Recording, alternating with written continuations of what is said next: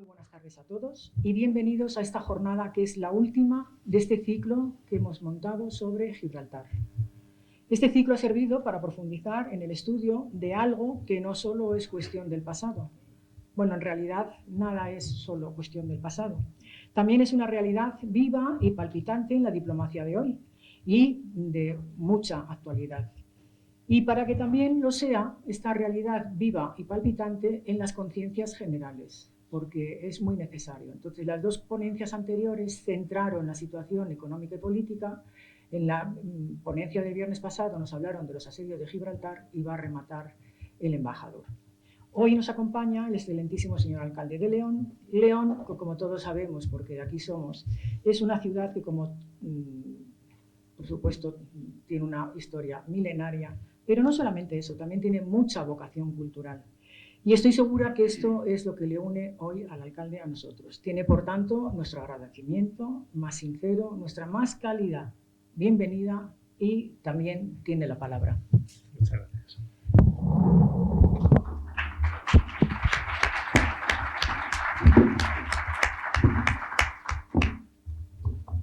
Bueno, excelentísimo embajador Rafael, Marta, presidenta de la Asociación Cultural Héroes de Cavite, amigos y amigas, porque la verdad es que miro las caras y casi podría decir que conozco a casi todas las personas que hoy están aquí, cosa que me agrada muchísimo porque desde luego este ciclo de conferencias pues tiene un interés de verdad, yo creo que muy importante, ¿no? Porque abarca temas además que no siempre es fácil, abarcarlos, que no es fácil encontrar ponentes o gente de cualificación suficiente para que tenga el atractivo y desde luego que la asociación lo consigue y por eso pues quiero trasladar mi más sincera enhorabuena. En primer lugar, pues quiero agradecer, como no puede ser de otra manera, a la asociación, Marta, por invitarme a participar en esta jornada y en todas las que hacéis. O sea, una cosa es que esté aquí hoy, pero invitado estoy a todas.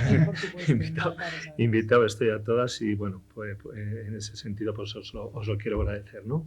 Y aprovechar para darles también la bienvenida a este salón de actos municipal, a todas aquellas personas que, me imagino, no son muchas, porque, como digo, conozco la inmensa mayoría, pues que puedan venir de fuera de nuestra ciudad, ¿no?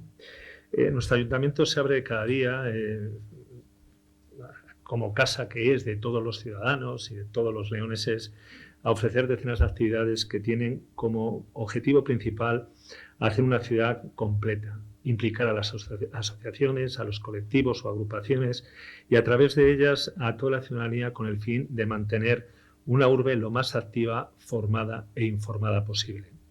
No tengan duda de que son centenares las iniciativas que llegan a nuestros correos y a nuestros teléfonos. Las personas que llaman siempre tienen nuestras puertas abiertas para que cumplamos con algo que fue uno de nuestros compromisos, ¿no? Que es hacer una ciudad mejor desde la colaboración, la cooperación y la actividad. Creo que pocas ciudades del tamaño de la nuestra, y yo creo que debemos sentirnos orgullosos de todos, tengan tanta y tan variada actividad cultural y de todo tipo como la que podemos encontrar en la agenda de León en cualquier jornada. Lo estábamos comentando antes, que incluso tenemos el problema de que nos estamos contraprogramando continuamente, o sea, tenemos contraprogramación continua, ¿no?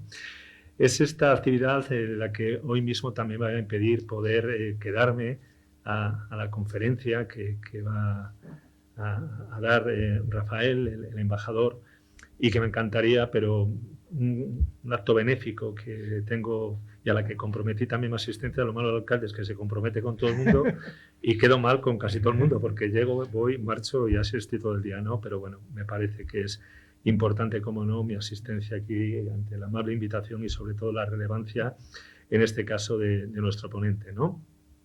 Quiero agradecer la oportunidad que me ofrece la Asociación de Héroes de Cavite de dirigirme, como lo hice ya el año pasado, a ustedes y mostrar mi agradecimiento por su programa de actividades que en esta ocasión les han permitido ahondar un tema que es tan complejo e interesante como es Gibraltar, ¿no? Mi deseo de que esta cita y el programa proyectado hayan respondido a sus expectativas, estas dos conferencias previas que se han ofrecido ya, y desde luego que el Ayuntamiento seguirá colaborando, como no puede ser de otra manera, para abrir estas líneas de debate, diálogo y formación en nuestra ciudad, ¿no? Pero hoy, bueno, nos acompaña Rafael, embajador, que ha tenido muchísimos cargos, además, aparte de embajador, por lo poco que he podido, porque es muy extensa, lógicamente, la biografía, pero sobre todo en algunos aspectos muy vinculados también a la Unión Europea, ¿no? Que yo creo que aquí es uno de los focos fundamentales a debatir y a tratar dentro del posicionamiento que hay en todas estas cuestiones territoriales y de soberanía, ¿no? Porque al estar incluidos, lógicamente, la Unión, todo esto hay que abordarlo desde un prisma ya no tan localista, sino ni siquiera nacional, sino como la Unión Europea, ¿no? Así que, lamentando muchísimo no poder quedarme, creo que hoy el ponente que va a abordar la situación estratégica de Gibraltar no podía ser mejor. Pocas personas yo creo que tendrán tanto conocimiento sobre la materia y por tanto creo que todos los que estamos aquí somos afortunados de poder disfrutar y compartir de esta charla, de esta conferencia que nos vas a obsequiar o con la que nos vas a obsequiar hoy, Rafael. Así que muchísimas gracias, bienvenido a León y sobre todo encantado de conocerte. Espero que vengas más a León, que me has reconocido que has venido muy poco, sí. Pero yo creo que te vas a enamorar y vas a volver. Y nada, de nuevo agradeceros porque creo que es un acierto no solamente los temas, sino los ponentes que elegís para vuestras conferencias. Muchísimas gracias y muy buena tarde para todos y todas.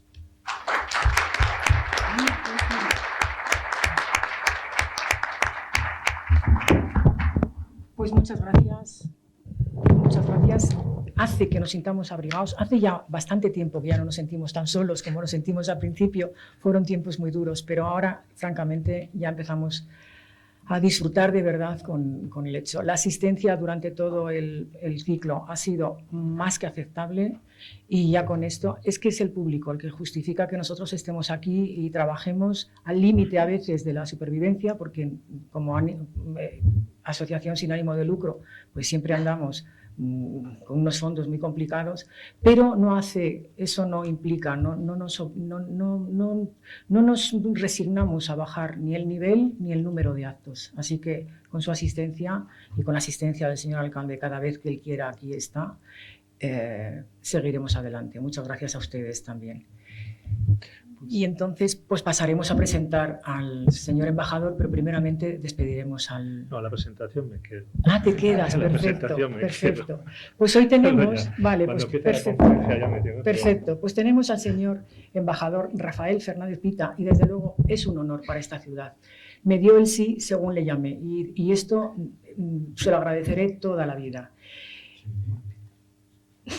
León, que fue cuna de los primeros fueros y ejemplo temprano de parlamentarismo europeo, se reconoce también, desde luego, en los grandes debates de la historia.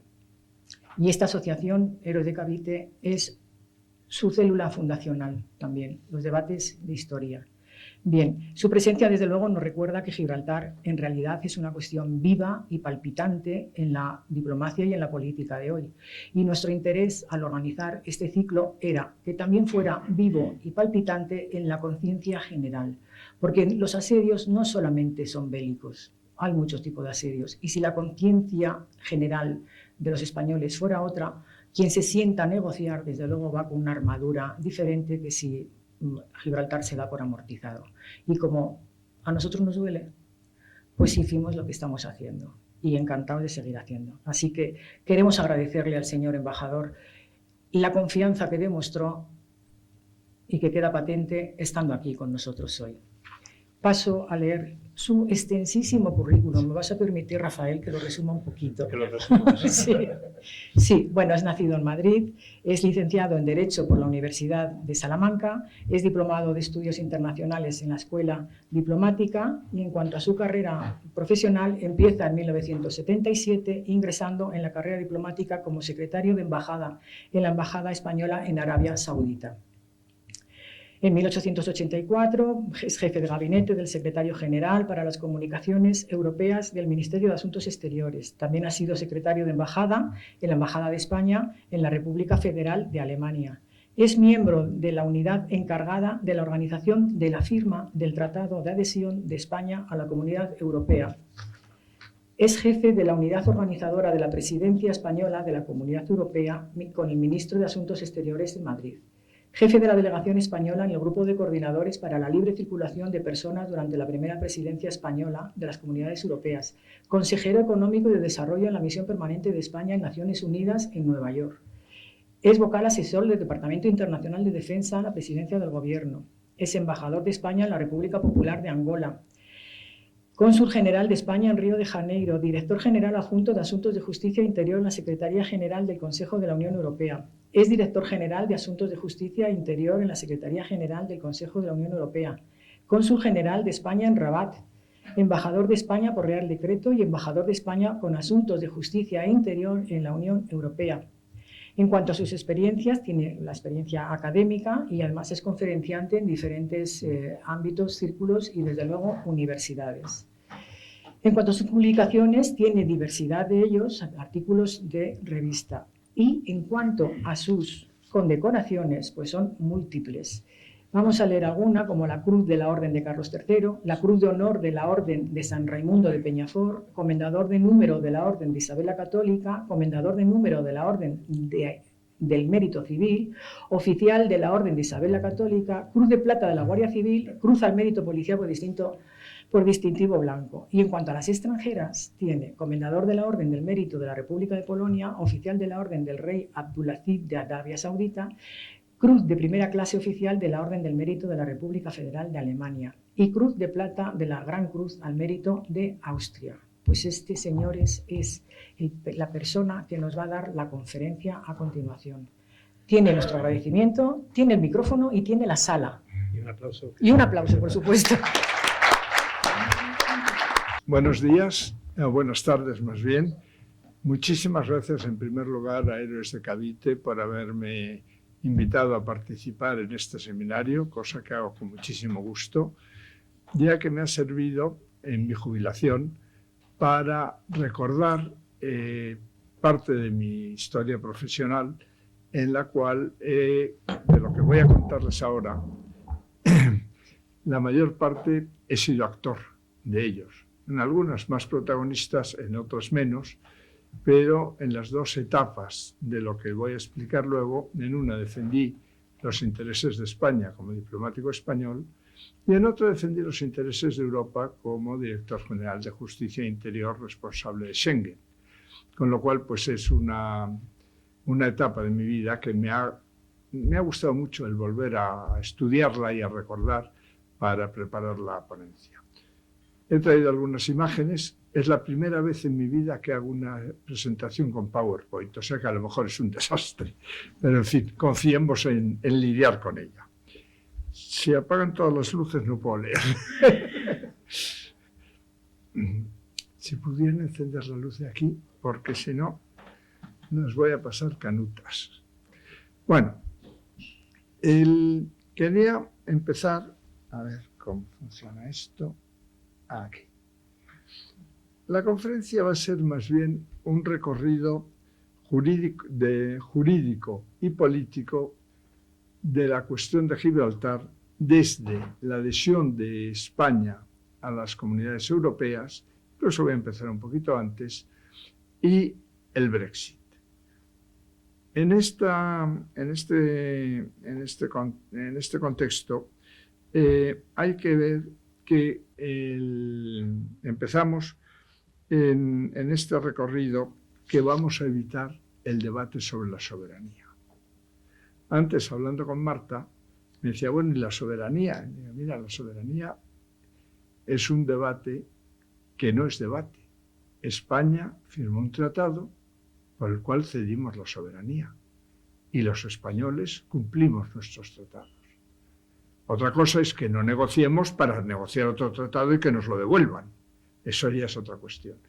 Pero realmente en este devenir de lo que voy a explicarles, los debates de soberanía se discutieron en Naciones Unidas antes de que España y antes casi que el Reino Unido entrara en las comunidades europeas.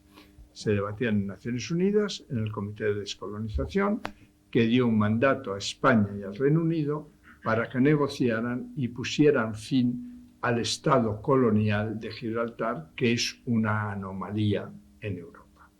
Es la única colonia que hay y se dio incluso el caso, cuando el Reino Unido estaba en la Unión Europea, de que un Estado miembro de la Unión Europea tuviera una colonia en otro Estado miembro que además rompía la integridad territorial de ese Estado miembro. Pero también vamos a voy a exponer una cosa que es menos conocida y que fueron las dos oportunidades estratégicas que tuvimos. No diría yo, porque sería ilusorio pensar, de solucionar el tema de la soberanía, que no entra en la cuestión, pero sí de mejorar e incluso revertir la cuestión clave para mí que hay ahora en Gibraltar es la gran desigualdad que hay entre el nivel de vida de Gibraltar, que tiene la tercera renta per cápita más alta del mundo, y la que tiene el campo de Gibraltar, colindante, que es de las más bajas de España. Entonces, de eso se trata, de evitar que Gibraltar, parasitando al campo de Gibraltar, crezca de una manera fantástica para ellos. Y yo, si fuera gibraltareño, estaría encantado de la vida, pero como soy español, no. Entonces, lo que se trata, y lo que es factible, además, es intentar nivelar esos dos niveles de vida. Lo que ahora, en las últimas negociaciones, se ha llamado la prosperidad compartida.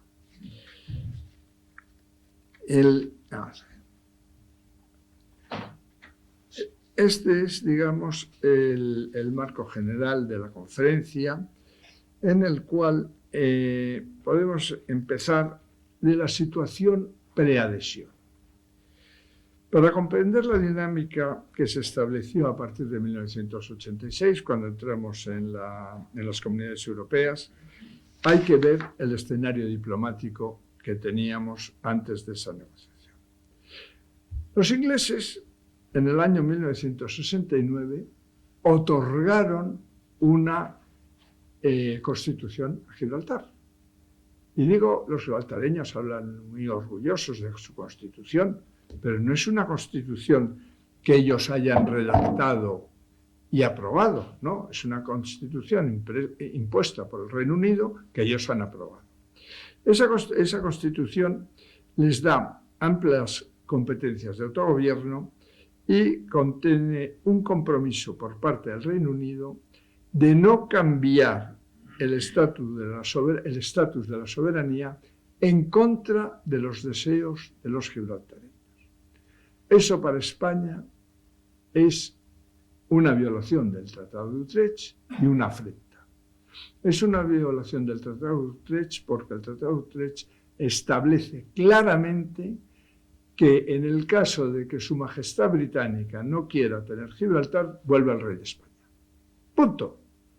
La población de Gibraltar no tiene nada que decir, igual que no tenía nada que decir en la redacción de su Constitución. ¿Cuál fue la consecuencia de la autoproclamación de esa Constitución, más bien carta otorgada? Cerramos la verja. Cerramos la verja, porque a una ofrenda hay que reaccionar.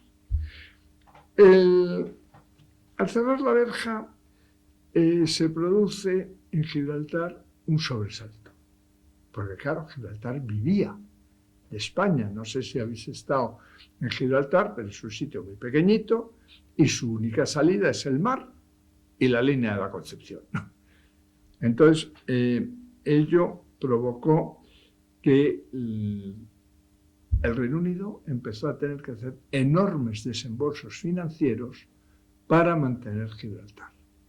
En lugar de tener una mano de obra que vivía en España, cruzaba por la mañana y volvía por la noche a su casa, tuvieron que importar mano de obra de Marruecos, de Chipre, de Malta, que ni eran tan similares a ellos como eran los de la línea, porque claro, no hay que olvidar que a través de la historia los gibraltareños y los andaluces se casaban entre ellos, se enamoraban, se divorciaban, eran primos, o sea, había una relación familiar.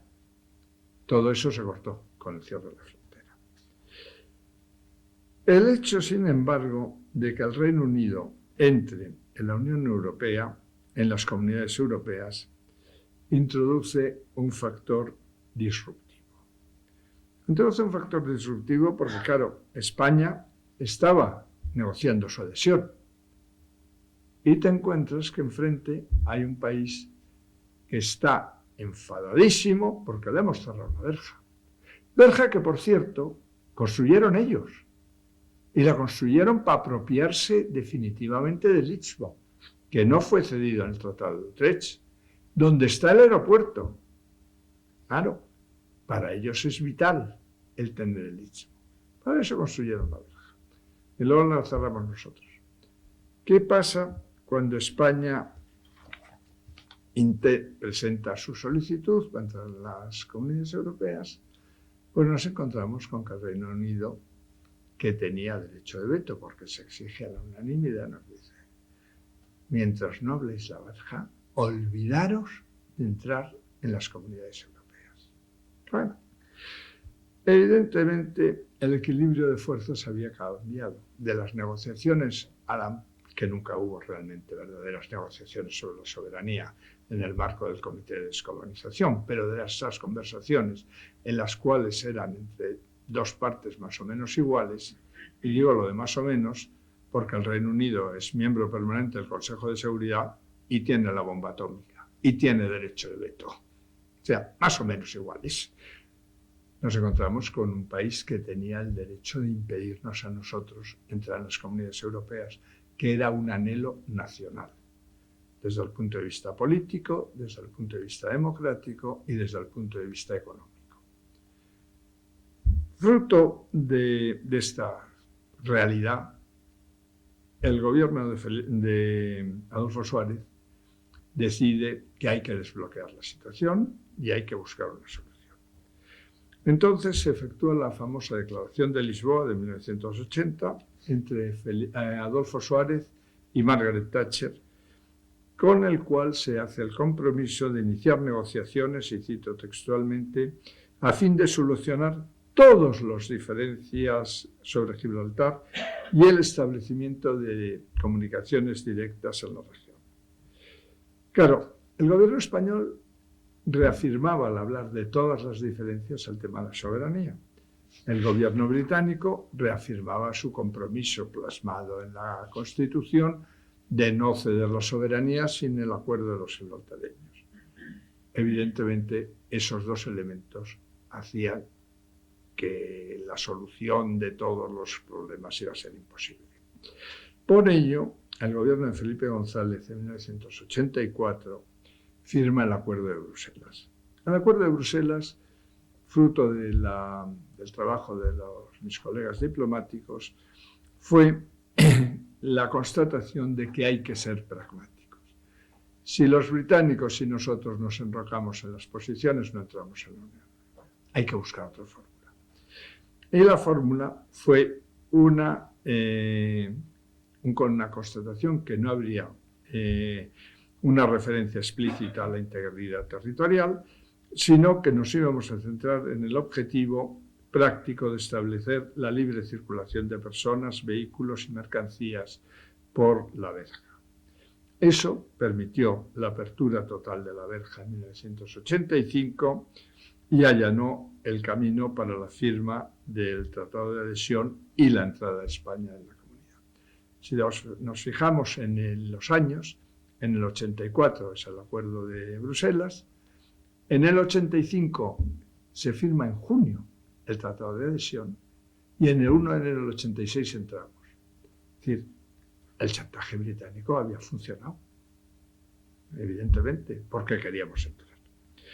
La perspectiva española, la apertura de la verja fue un sacrificio que tuvimos que hacer para conseguir un bien mayor, que era la entrada en las comunidades europeas.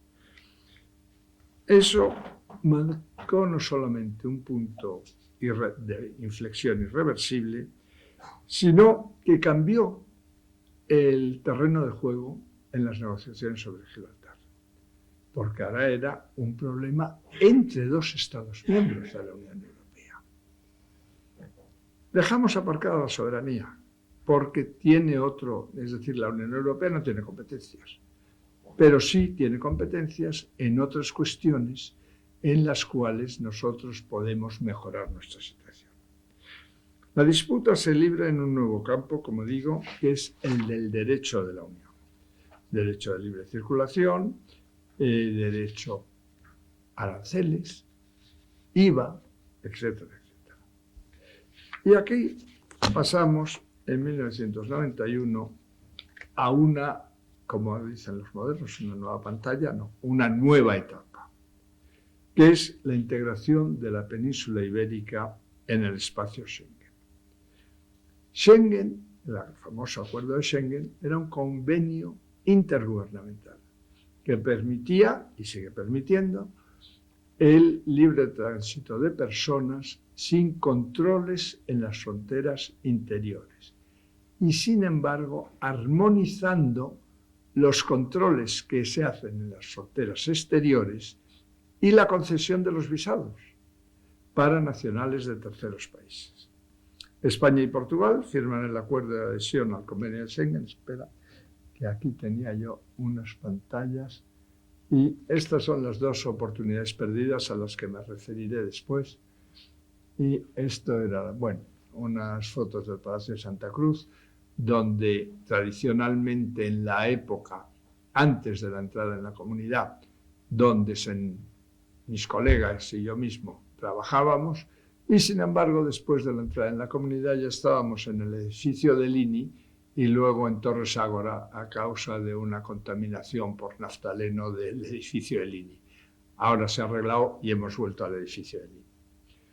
Estas fotos se corresponden al momento del cierre de la verja.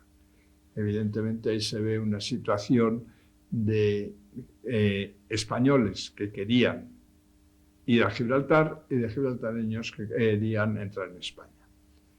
Como os decía al principio, es la primera vez que hago una presentación y me he olvidado de ir pasando las pantallas. Aquí están los acuerdos de apertura, la Declaración de Lisboa y el Acuerdo de Bruselas, a los que me he referido anteriormente. La llegada del espacio Schengen, que es el convenio intergubernamental al que me estoy refiriendo ahora mismo. El hecho de que España y Portugal entremos en Schengen tuvo una consecuencia directa y un impacto tremendo en Gibraltar, porque el Reino Unido no era parte de Schengen y Gibraltar es frontera exterior. Vaya faena. El Reino Unido, junto con Irlanda, negoció una cláusula de exclusión del convenio de Schengen. Entonces, España, a partir de ese momento, está autorizada y obligada a efectuar controles exhaustivos a todo el que entra desde fuera de Schengen. El efecto inmediato fue colas en la frontera. Entonces, España, al tener ya ese apoyo legal, utilizaba en la realidad la aplicación más o menos estricta de los controles según fueran las actuaciones del Reino Unido con relación a su política con Gibraltar. Pues cuando llegaba un submarino nuclear a reparar en Gibraltar, pues había unos controles exhaustivos, no fuera a ser que nos trajeran una maleta con uranio enriquecido. Cuando las cosas iban bien, pues el tránsito era más fluido, siempre cumpliendo la obligación que había de controlar quién entraba y quién salía. La decisión del Reino Unido de entrar en Schengen no tenía nada que ver con Gibraltar. Tenía que ver con una concepción británica de que ellos, al ser una isla, ellos no quieren comprometerse a aplicar los mismos sistemas de control que aplicamos los demás. Ellos se creen que lo hacen muy bien, y lo hacen, pero no quieren obligarse a entrar en el sistema de Schengen. Ahí estábamos en la situación en la cual tenemos un Gibraltar cuya vida económica y social depende del campo de Gibraltar y que, pues hombre, les teníamos enganchados. Y entonces entramos en otra fase, el Tratado de Ámsterdam. El Tratado de Ámsterdam de 1997 comunitariza el Tratado de Schengen. ¿Qué es lo que quiere decir comunitarizar? Que mete Schengen, que era intergubernamental, dentro de la estructura de la Unión Europea. Entonces, por otro lado, formaliza dentro de la legislación europea la decisión británica de estar fuera. Pero, a la vez, porque los británicos pueden ser muchas cosas, pero tontos no son, incluyen en el protocolo el protocolo que incorpora el convenio de Schengen a la Unión Europea, incluyen un opt-in, es decir, la posibilidad de que ellos entren en aquellas partes del acuerdo de Schengen que les interesa. Eso lo consiguen porque los demás Estados miembros de la Unión les dejamos hacerlo, porque se exigía la unanimidad. Ahí había dos tesis. La tesis decía, contra más participen, más europeos se harán y sería mejor para todos. Y otra tesis que decía, no, estos que se queden fuera y que no den la lata. La verdad, como siempre, está más o menos en medio. Pero lo importante de este opt-in es que en aquellas materias en las cuales ellos se integran, la Comisión juega su papel porque ya es legislación comunitaria, y el Tribunal de Justicia, que era una cosa que los británicos no podían soportar. La nueva fase, evidentemente, refuerza la posición de España en lo que se refiere a los controles fronterizos. Y además es muy curioso el ver la respuesta, que no sé si la he puesto aquí.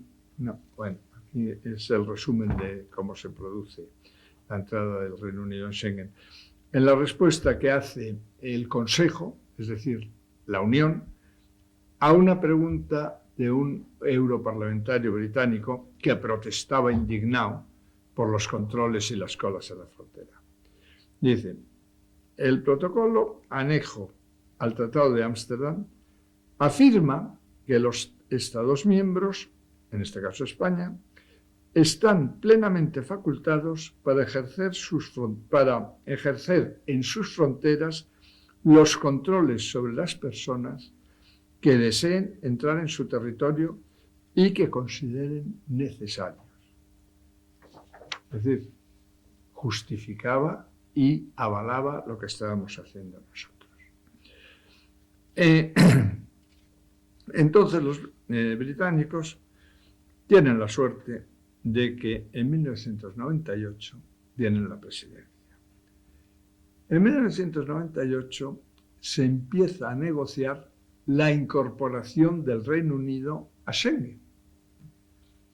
Entonces, esa negociación, hay la solicitud británica, la veis ahí. Luego, nosotros, en aquel momento, yo era el jefe de la delegación española en el grupo Acervo Schengen que trataba este asunto. Dije, no, nosotros nos oponemos a que los británicos presidan este grupo porque no están en Schengen y son parte interesada, no son neutrales. ¿Eh? Ese veto tenía una razón fundamental y era que no queríamos, porque la repercusión que Schengen tiene en Gibraltar era enorme, que no queríamos que ellos estuvieran ahí. Desgraciadamente, los británicos se habían preparado concienzudamente para ejercer esa presidencia.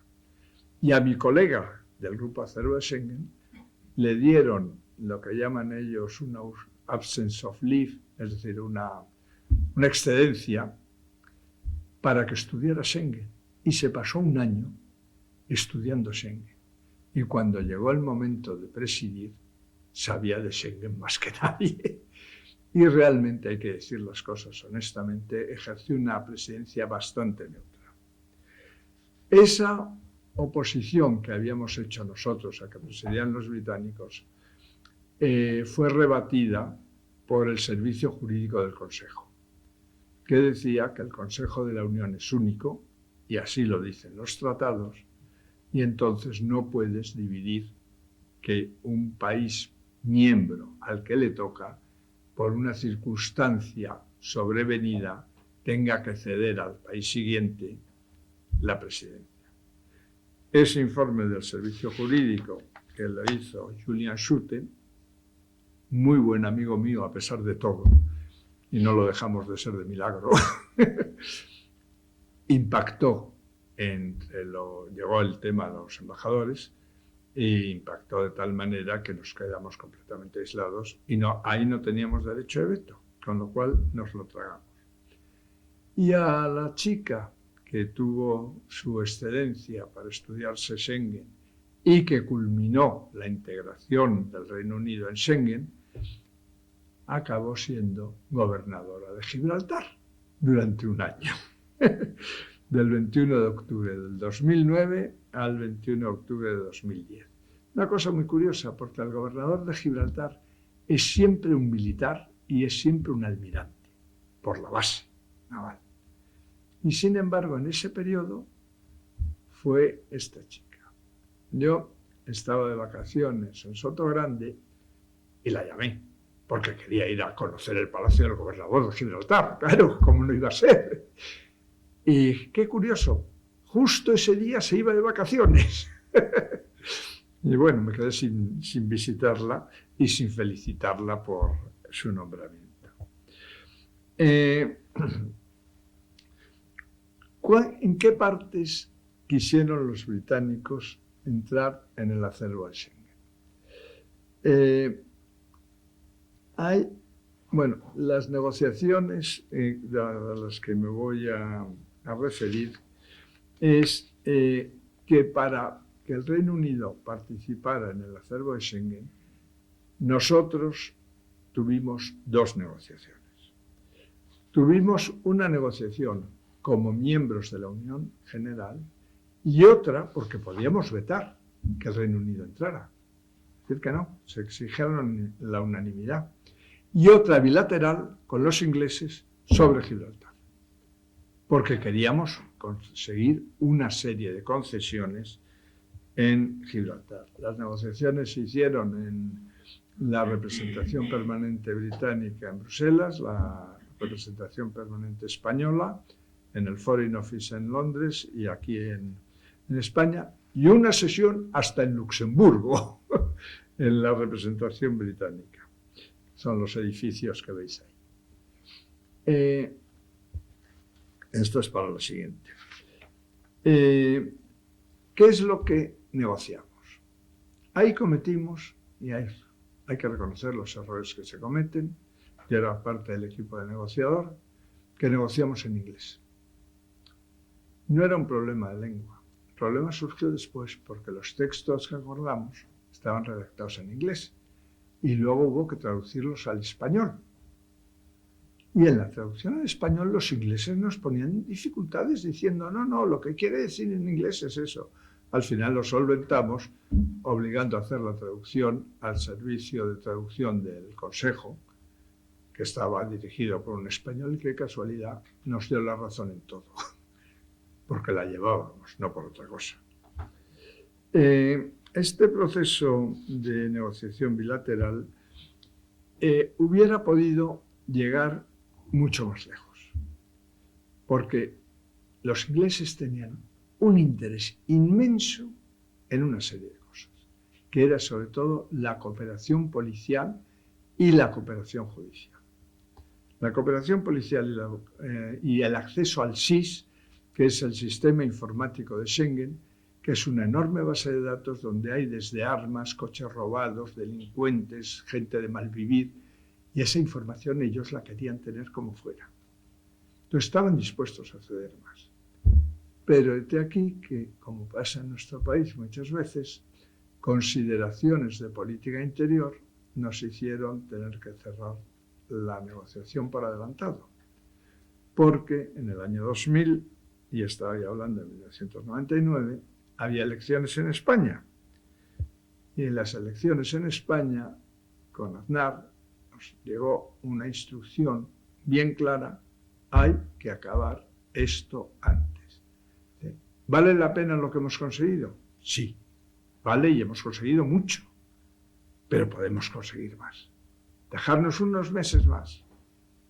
Nada. Ahí el acuerdo se firmó por los dos embajadores ante la Unión Europea, se conoce en el argot por los acuerdos el Orza-Wall, el Orza es el nuestro, Wall es el de ellos, que se plasmaron en un documento del Consejo, el 7998/2000, de 19 de abril, que se llama Acuerdos relativos a las autoridades de Gibraltar en el contexto de los instrumentos de la Unión Europea, de la Comunidad Europea y tratados conexos.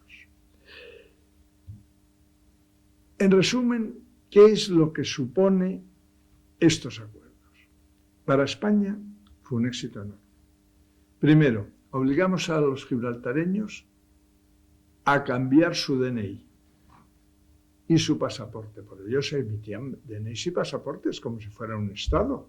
No. Donde pone Gibraltar, pondrá Reino Unido. Y debajo, Gibraltar. Como aquí puede poner DNI de España y debajo expedido en León. Exactamente igual. Claro, eso que parece una cosa de poca importancia tiene una gran relevancia porque le quita totalmente las aspiraciones de ser un país que tienen los gibraltareños. En segundo lugar, le obligamos no solamente a España, sino a toda la Unión Europea, a todos los Estados miembros, que cualquier comunicación que mandara Gibraltar a la Unión o a cualquier cooperación policial, cooperación judicial, lo que fuera, a cualquier Estado miembro, tenía que pasar por el Foreign Office de Londres. Si no, no valía. Y una cosa que realmente nos costó mucho que aceptaran los otros socios, cualquier cosa que el sueco quería mandar a Gibraltar, tenía que mandarla a Londres. Si no, no valía. Porque Gibraltar no puede tener relaciones internacionales con la Unión Europea. Incluso lo ampliamos a convenios, por eso decía, y tratados conexos, los convenios del Consejo de Europa, que es otra institución, en los cuales forma parte de la Unión Europea, todos los Estados miembros del Consejo de Europa tenían que hacer lo mismo. Eso fue un éxito, ¿no? Podríamos haber conseguido más, pero desgraciadamente no nos dio tiempo, vamos. Luego se crearon unos mecanismos de cooperación policial a nivel local y en general fue una buena negociación, pero insuficiente, desde mi punto de vista que estaba allí. Claro, a nadie le gusta cuando ve que puede conseguir más que el jefe le diga, se acabó, firma. Esta fue la primera de lo que yo he llamado las ocasiones perdidas. Esta no fue una ocasión perdida, la verdad conseguimos mucho, pero fue perdida en el sentido de que hubiéramos podido conseguir más. Nunca se trató de la soberanía. Lo repito, que en todo este tema la soberanía no entra porque pensamos que no, vamos, que era ilusorio porque se rige por otras reglas. Y aquí llegamos al protocolo 36 del Tratado de Ámsterdam. Del Tratado de Ámsterdam. El Tratado de Ámsterdam es seguido por otro tratado, el Tratado de Lisboa. El Tratado de Lisboa entra en vigor en 2009 y supuso una reforma radical de la Unión Europea que cambió y suprimió la estructura de los pilares. Eso suena muy técnico. Diré que el primer pilar son las cuestiones las cuestiones financieras, agrícolas, etc. El segundo pilar eran las cuestiones comerciales y el tercer pilar era el espacio de libertad, seguridad y justicia, que es lo que nos afecta a nosotros, efectos de Gibraltar. Porque el tercer pilar, aun integrado en la Unión Europea por el Tratado de Ámsterdam, conservaba una serie de características muy especiales distintas de los otros. En los otros, el derecho de iniciativa era solo de la Comisión. Se votaba por mayoría cualificada. El Parlamento Europeo tenía derecho de codecisión y el Tribunal de Justicia tenía competencias. En el tercer pilar, los Estados miembros teníamos derecho de iniciativa. La Comisión también, pero nosotros también. El Tribunal de Justicia casi no tenía competencias y el Parlamento Europeo no tenía nada que decir. ¿Por qué? Porque los ámbitos de interior y de justicia son los más cercanos al principio de la soberanía nacional. Es decir, quién va a la cárcel, quién no va a la cárcel, qué delitos son delitos. Eso no te gusta que lo decida un burócrata de Bruselas. Entonces, por eso, aun estando integrado por el Tratado de Ámsterdam, en eso se había reservado a los Estados miembros un poder bastante grande. Y había unanimidad en una panoplia de casos muy, muy grande. Al aprobarse el Tratado de Lisboa, integrarse el tercer pilar en lo que se llama el método comunitario, iniciativa de la Comisión, no se integró totalmente como, no sé, como la política comercial común, no. Pero se avanzó muchísimo. O sea, una serie de temas muy grandes que se decidían por unanimidad pasaron a una mayoría cualificada. El Tribunal de Justicia alcanzó unas competencias que nunca en su vida soñó. Y la Comisión nos quitó el derecho de iniciativa en bastantes cosas, no en todas. Entonces, esa transformación o el trasvase del Tratado de Ámsterdam al Tratado de Lisboa se rige por el Protocolo 36 en el ámbito que nos compete, que es un tratado sobre las disposiciones transitorias en un periodo de 5 años para hacer esa transición que no se podía hacer de la noche a la mañana porque hubiera supuesto un desbarajuste tremendo.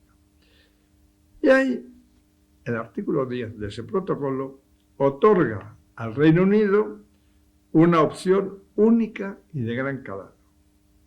Y es que antes de que acabe el periodo transitorio, que era el 31 de mayo de 2014, puede salir de todo en lo que participaba en el tercer pilar, es decir, de todo lo de Schengen que habían optado para estar.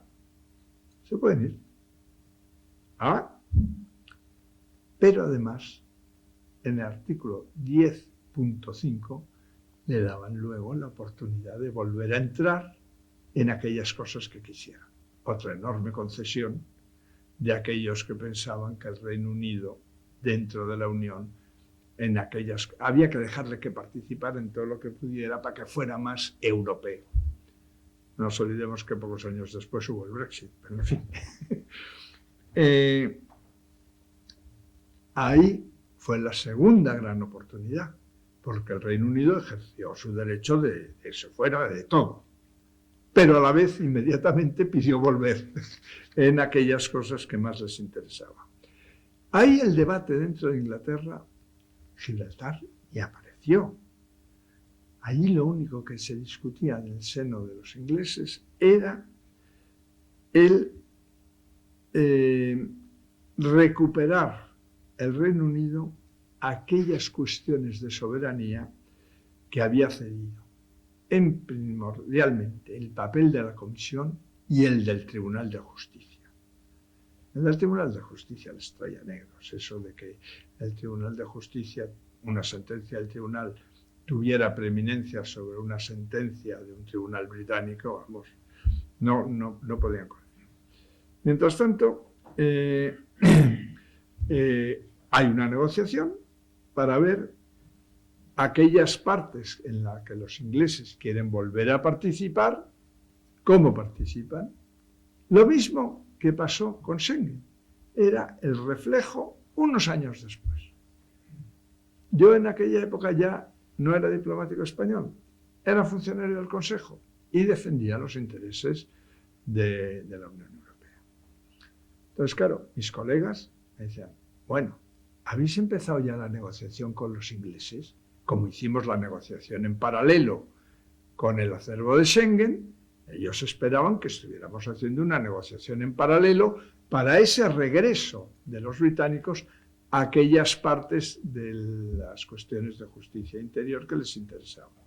Decía, mira, yo no lo sé, yo soy funcionario de la Comisión. Evidentemente sí lo sabía, que no estábamos negociando. Bueno, pasan las semanas,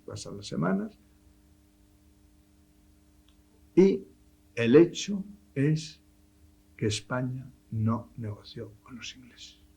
Y ahí eso sí fue una oportunidad perdida.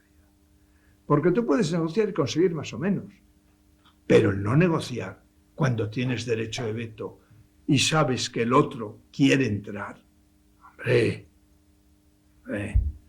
pues no negociamos.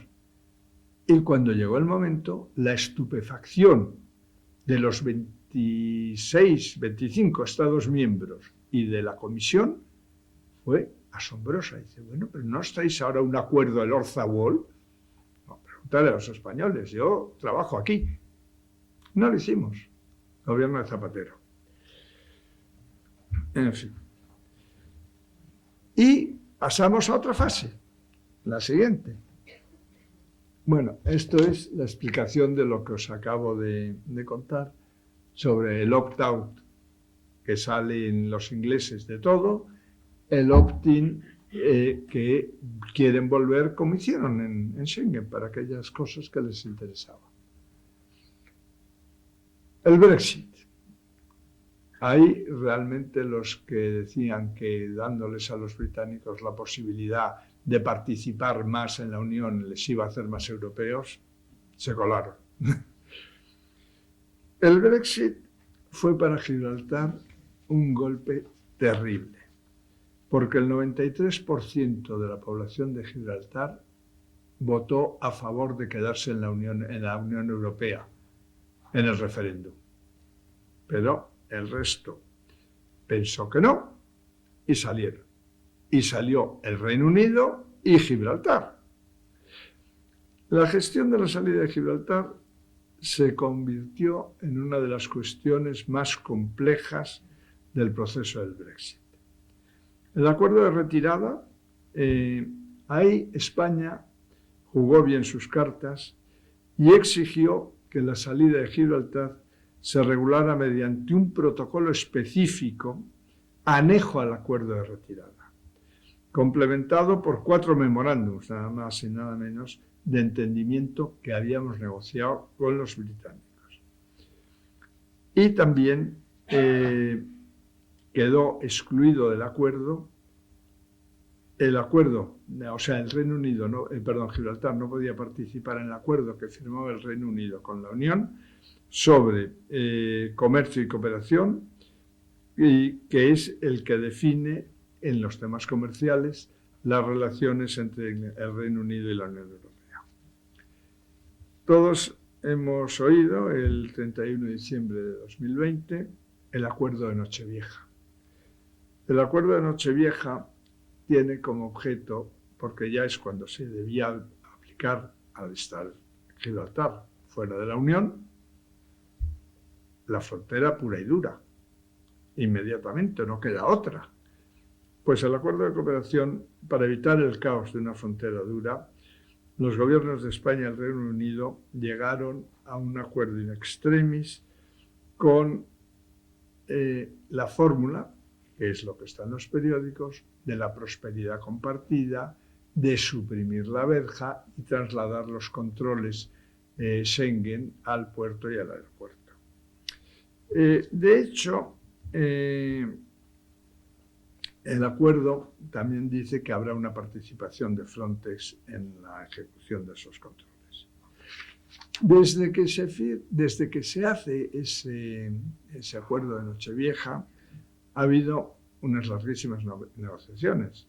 El acuerdo de Nochevieja, si no me recuerdo mal, fue el año 20, estamos en el año 25 y ese tratado todavía no se ha firmado.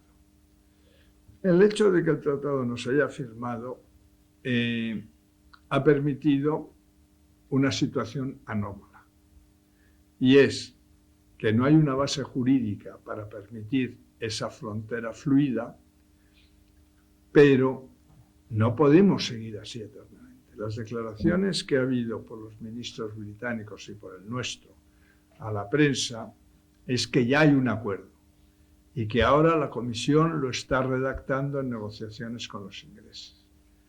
Hasta que no se sepa el texto del acuerdo, no sabremos en qué medida es beneficioso o es perjudicial para España. Eso está claro. Porque no es solo la frontera, es decir, hay cuestiones medioambientales, cuestiones de los derechos de los trabajadores españoles que trabajan en el Peñón, que cobran una pensión que es el 30% de la que cobra un gibraltareño y cotiza igual. Hay cuestiones de medio ambiente. Los ingleses han construido una ampliación de su territorio con arena y piedras de una cantera de Málaga, donde han hecho dos complejos residenciales, 2 torres. Eso ha destruido parte del ecosistema. En otro momento tiraron unos bloques de cemento en la bahía de Algeciras, porque ellos consideran que tienen aguas territoriales que no tienen, porque el Tratado de Utrecht cede solamente la fortaleza y el puerto de Gibraltar. No habla de aguas territoriales. Es otro de las broncas que tenemos con ellos. Es decir, todo eso está en un limbo y es más amplio que el control de la frontera. El control de la frontera es importante. La diferencia de aranceles, los aranceles que cobra Gibraltar son mucho menores que el arancel común, porque el arancel que tiene España no es español, es el mismo que hay en toda la Unión Europea, porque el comercio es una competencia que está comunitarizada. El IVA. Gibraltar estaba exento del IVA cuando eran miembros de la Unión Europea. Ahora tienen un sistema impositivo propio que evidentemente es mucho más bajo que el español. Todo eso es lo que ha creado la enorme diferencia que hay en renta per cápita entre el campo de Gibraltar y Gibraltar. Esto, aquí tenemos lo que se puede llamar conclusiones, lecciones y desafíos para el futuro. El análisis de las oportunidades perdidas, para mí, demuestra una cosa. Hay que aprovechar todas las oportunidades que tenemos y hay que intentar llevar la negociación hasta el final. No hay que interrumpir una negociación internacional por cuestiones de política interior. No, porque los intereses nacionales deben pasar de un gobierno a otro, sea del partido que sea. Esa es mi opinión como profesional. Porque si cortas a la mitad, dejas de ganar. Y si tú dejas de ganar, gana el otro. Así de claro. Segundo, la reivindicación, en el momento en el cual tú intentas, en una negociación como la que se ha hecho, preservar por parte española la integridad territorial, por parte británica los deseos de los gibraltareños, no vamos a ningún lado. Porque lo hemos visto. Todos estos años, desde el año 85 hasta hoy, cada vez que esto estaba encima de la mesa, no conseguíamos nada. Cuando lo hemos dejado de lado y hemos buscado otras fórmulas imaginativas, hemos conseguido cosas beneficiosas para nosotros. Entonces, desde el punto de vista de la Unión, el marco jurídico de la Unión no está preparado para los líos que tenemos nosotros con Gibraltar. Y hay que modificar temas, hay que poner protocolos anejos a los tratados, hay que establecer el arreglo de autoridades, pues se hace por 2 cartas de los embajadores entre sí, que luego se elevan a un documento del Consejo, que luego se aprueba por el Consejo y que luego se aplica. Hay que echarle imaginación. En este momento yo no sé cómo será el acuerdo, por lo tanto no me puedo pronunciar. Pero creo que desde luego esto es el momento en el cual anunciaron que había un acuerdo y que ya se iba a redactar y firmar, que fue en el mes de junio de este año. Y aquí yo creo que hemos dado un repaso a la situación jurídica y política de las relaciones con Gibraltar, en lo que todos los que estamos aquí hemos vivido. No es la historia, es lo que hemos vivido. Muchísimas gracias y preguntar lo que queráis. Si lo sé, lo hago y si no, no.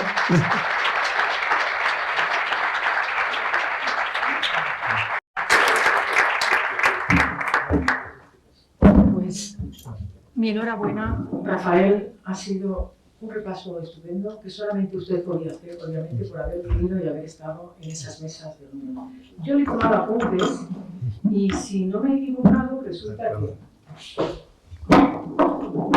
daños concretos que nos hace el hecho de mantener ahí Gibraltar es un daño social, obviamente, porque hay una dependencia del desempleo frente a una prosperidad que es artificial de Gibraltar. Hay un daño fiscal por contrabando y evasión, y hay una competencia desleal por paraíso fiscal. Y hay un daño medioambiental porque hay vertidos fecales, hay vertidos industriales de toda su hostelería, y hay este bunkering, este gusto por las palabras que terminan en Sí. bueno, pues un bunkering completamente descontrolado, que es muy peligroso para la costa española. Si un día pasase algo, entre todos los que estamos aquí repartiríamos miseria a cucharadas, porque es nuestra primera industria, el turismo.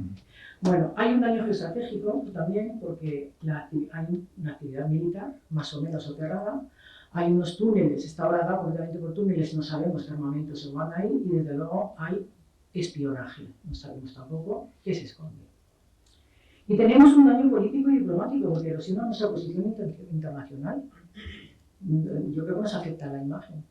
Entonces, dicho esto, yo tengo una pregunta que considero que no se puede usted marchar de aquí sin contestarme, dentro de lo que usted pueda, obviamente, pero ¿qué contempla como indispensable que figure en este nuevo acuerdo para que sea beneficioso para España o al menos justo?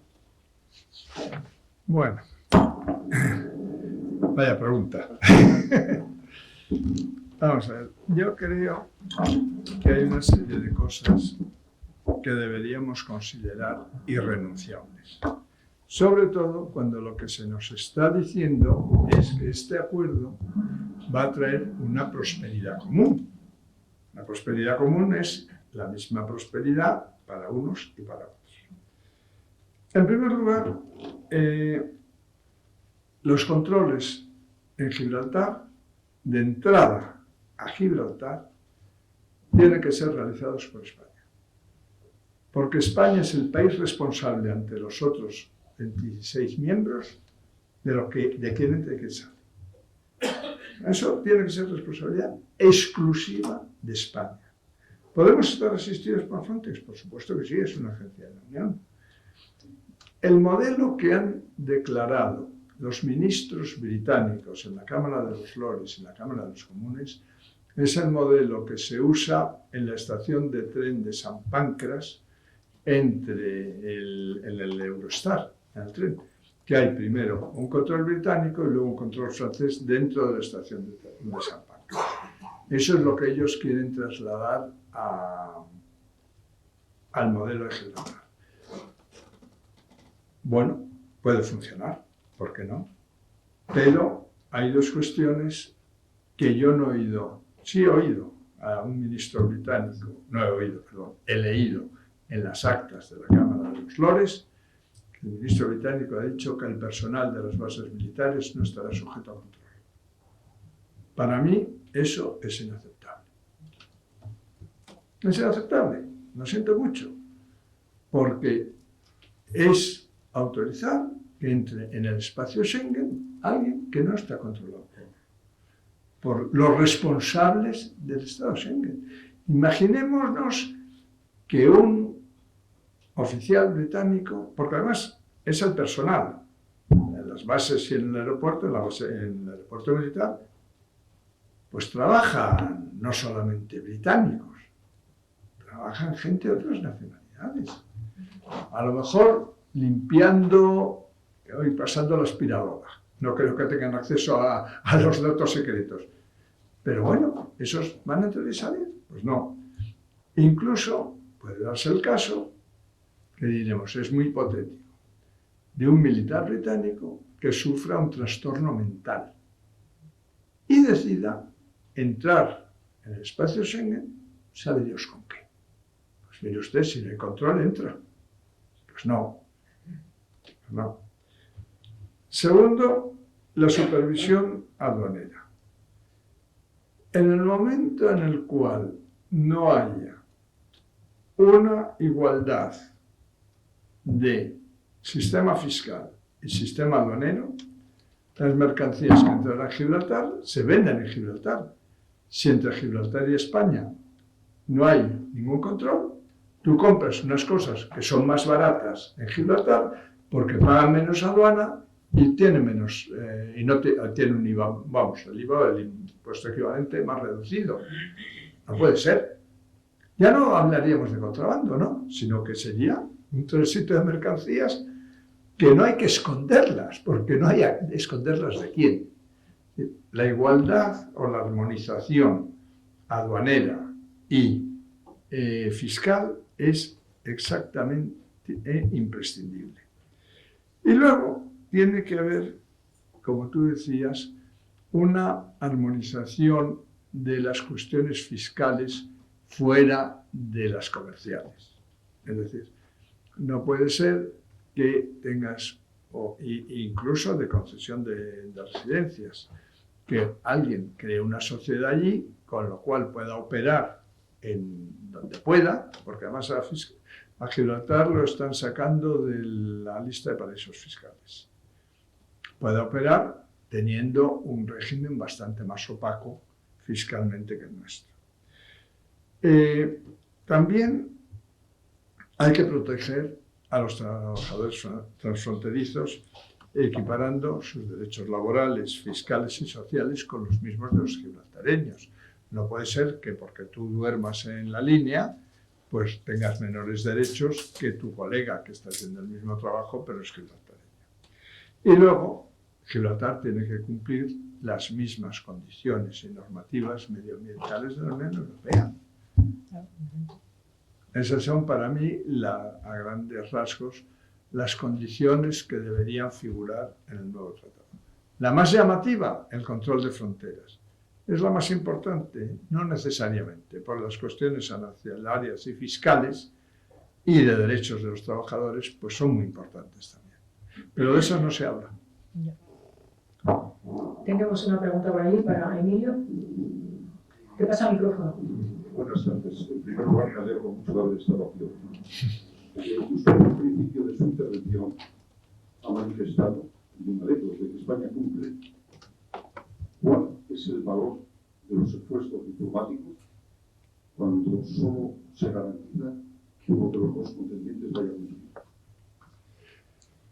Bueno, el Reino Unido cumple también, en parte. Es decir, el Reino Unido, no olvidemos que es un país, un Estado, que tiene una enorme voluntad de defenderse con honor. O sea, no hay muchos estados en el mundo que hubieran mandado una flota al otro lado del mundo a defender y a luchar y a morir en la guerra de las Malvinas. No hay muchos, ¿no? La verdad. Y el Reino Unido lo hizo. El Reino Unido ha defendido sus intereses siempre con uñas y dientes. Pero aprovecha todas las posibilidades que tiene para sacar ventaja. En el caso de Gibraltar, para mí, incumple el Tratado de Utrecht con las aguas territoriales. E incumple el Tratado de Utrecht ampliando su territorio con los vertidos que por cierto les vendemos nosotros la arena y las rocas. Es decir, yo muchas veces digo que la culpa no es de los gibraltareños, que si yo fuera gibraltareño haría lo mismo que hacen ellos. Mientras pueda, va en mi beneficio. Muchas veces es que nuestra reacción no es lo suficientemente firme para evitar esos atropellos. ¿Por qué no hay pateras en Gibraltar? Porque las hay, una cada 4 años. Al tío llega, lo meten en la cárcel 3 años y luego lo devuelven. Claro, no vuelven. ¿No? Es así. O sea, es otra manera de entender la soberanía del Estado que la que tenemos nosotros.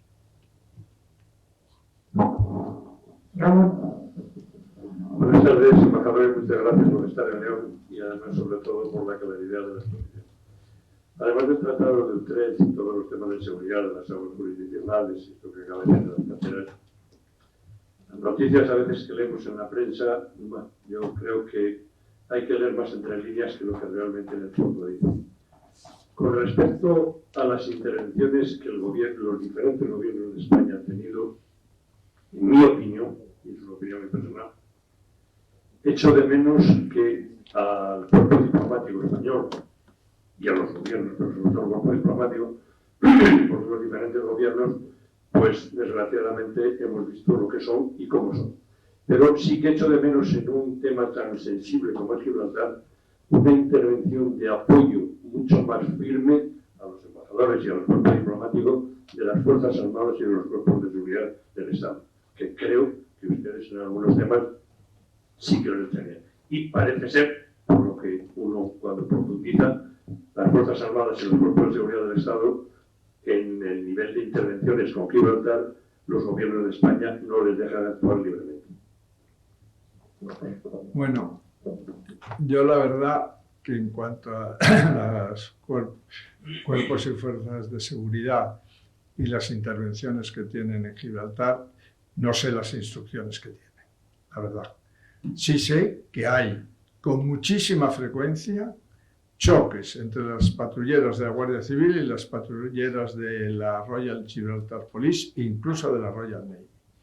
Hubo hace unos años, no muchos, unos enfrentamientos muy serios porque hay unos caladeros que tradicionalmente han sido de pescadores de la línea de Algeciras donde los gibraltareños no querían que pescaran. Y ha habido a un pescador que lo han detenido 4 veces y tiene un juicio pendiente en Gibraltar. Y ahí la Guardia Civil más de una vez puso a la patrullera para evitar que lo apresara la Royal Gibraltar Police. O sea que yo creo que la Guardia Civil hace su trabajo.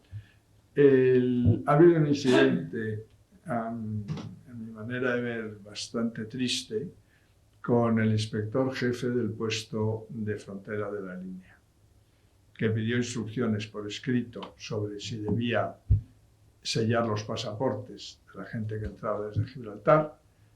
Nunca le dieron las instrucciones por escrito, sino que le cesaron y le abrieron un expediente.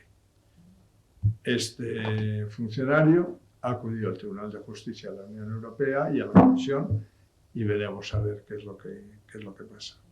Pero ahí no diría yo que ha estado muy apoyado por sus jefes.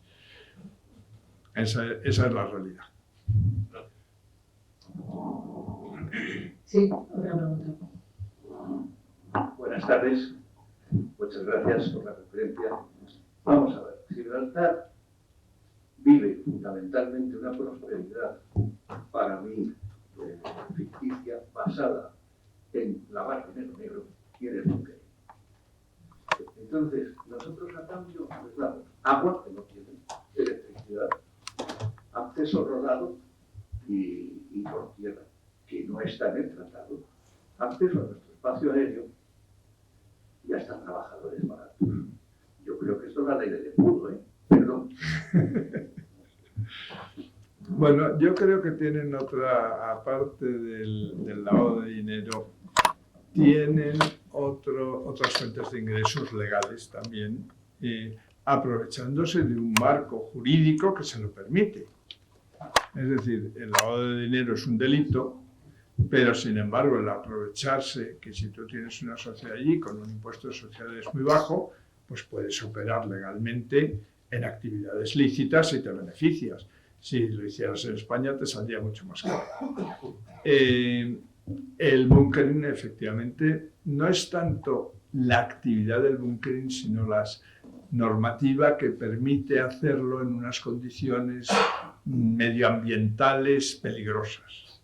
Pero luego, por ejemplo, una de las grandes fuentes de ingresos de Gibraltar es el juego en línea. ¿Por qué España no ha creado en el campo de Gibraltar una zona de interés económico especial que permita esas actividades con la misma carga fiscal que Gibraltar? Por ejemplo, o en Ceuta o en Melilla. En Ceuta y en Melilla algo se ha hecho. Es decir, es también aprovechar las oportunidades que tenemos que no aprovechamos. Cuanto a los trabajadores, efectivamente, yo no sé si los sueldos, pues lo desconozco, en Gibraltar son distintos para el trabajador local que para el trabajador transfronterizo, en el caso de que ese trabajador transfronterizo haga el mismo trabajo. Lo que sí sé es que la pensión es menor la del transfronterizo. Y hubo en el pasado negociaciones en las cuales se consiguió reducir la diferencia, pero todavía persiste. Esa es una de las cuestiones que, por ejemplo, podrían haberse arreglado en el protocolo 36. Ya. Sí, buenas tardes. Gracias, señor embajador.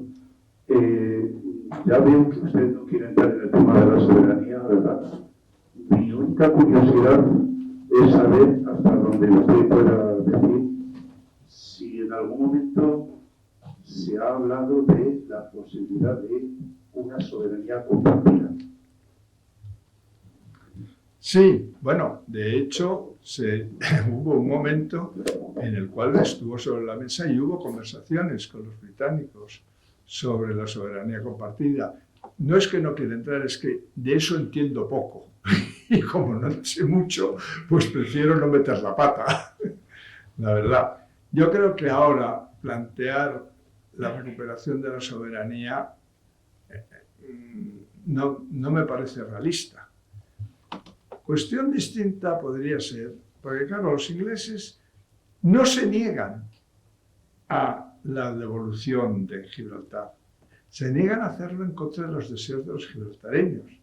Y evidentemente, con la diferencia de renta per cápita que hay entre Gibraltar y el campo, pues nunca los gibraltareños, mientras esas condiciones persistan, van a aceptarlo.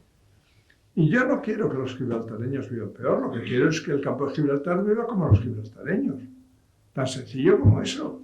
En eso creo que consiste defender los intereses españoles. A mí que Gibraltar viva peor, pues no me soluciona nada. Quiero que mis compatriotas vivan mejor. Y a eso es a lo que debemos luchar. Ahora, la soberanía, ya digo que como no es un tema de... Hay grandes especialistas en el ministerio que saben de eso, y mejor que invitéis a alguno. ¿Hay alguna iniciativa para que eso ocurra, para igualar los dos niveles de vida? Bueno, yo entiendo que cuando dicen que el acuerdo que vamos a firmar habla de una prosperidad compartida, ¿es eso? ¿O es que la prosperidad compartida es solo de uno, no? Si es compartida es de los dos. ¿Iniciativas de alcaldes y tal? No, eso es lo que hay en las declaraciones que ha hecho el ministro Álvarez y que han hecho los ministros británicos. Lo que sí hay, y además es un tema municipal, ahora que estamos en el municipio, en el Ayuntamiento de León, un memorándum que ha hecho el alcalde de la línea con las consecuencias que puede tener el acuerdo. Y lo que él pide para que el acuerdo no sea perjudicial para la línea, que es lo que habíamos... Bueno, ahí yo estoy ya en Gibraltar, pero la foto del principio, a ver, demos para atrás. A ver, aquí está. Aquí está. Aquí vemos la línea Gibraltar. La línea es mucho más grande que Gibraltar, solo el municipio. Pues es un magnífico manifiesto que ha hecho el Ayuntamiento de la línea, que está en Internet, es público, y que da una visión perfecta de lo que un buen ayuntamiento se preocupa porque algo que va a pasar no le afecta negativamente. Otras cosas habla, por ejemplo, oiga, es que van a empezar a entrar coches en las calles de la ciudad que no tenemos capacidad. Y es verdad, claro. En el momento en el cual no haya control, Pues ahora mucha gente que va a Gibraltar deja el coche en la línea, en los parkings que han habilitado y pasa andando. En el momento que no haya control, ¿por qué? Por la cola que hay en el control de pasaportes. En el momento que no haya control. Y a los gibraltareños no nos olvidemos que el que desaparezca la verja tampoco va a ser todo ventajas. Por un lado, habrá mucha gente que vaya en coche a Gibraltar donde no hay sitio. Esa va a ser la primera. Pero luego también van a pasar a Gibraltar los malos. No todos los que van a ir van a ser buenos, van a pasar los malos. ¿Están preparados los policías gibraltareños en número, en entrenamiento para lidiar con eso? No lo sé. Pero es una realidad. Que cuando tú tienes, los malos y los menos favorecidos también, es decir, la gente que desgraciadamente pide en la calle, Gibraltar no es ni uno, pero ni uno. Y en la línea hay muchos. Pues a lo mejor deciden que a lo mejor sacan más del otro lado. Entonces, a veces conviene también verlo, las consecuencias del otro lado.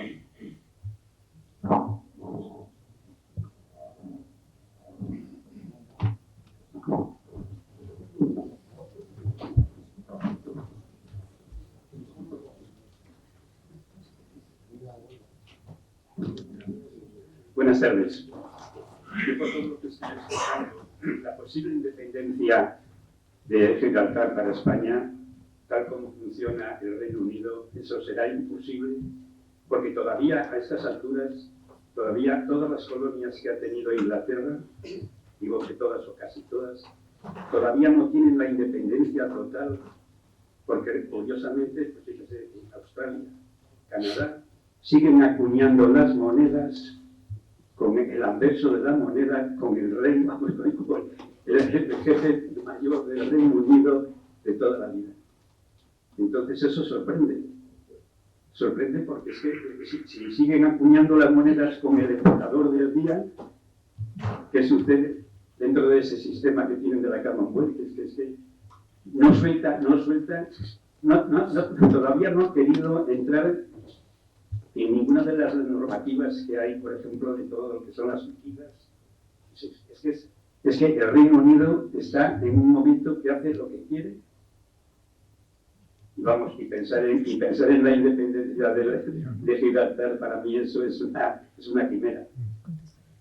Bueno, efectivamente, tanto el rey de Inglaterra ahora es el jefe del Estado de Canadá, es el jefe del Estado de Australia, de Nueva Zelanda y de muchos otros. Es un hecho. Sí. Sí.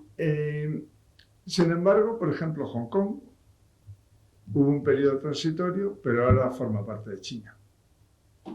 Yo tuve la suerte de ir a Hong Kong cuando ya era China, porque los ciudadanos de Hong Kong no necesitaban visado para entrar en Schengen.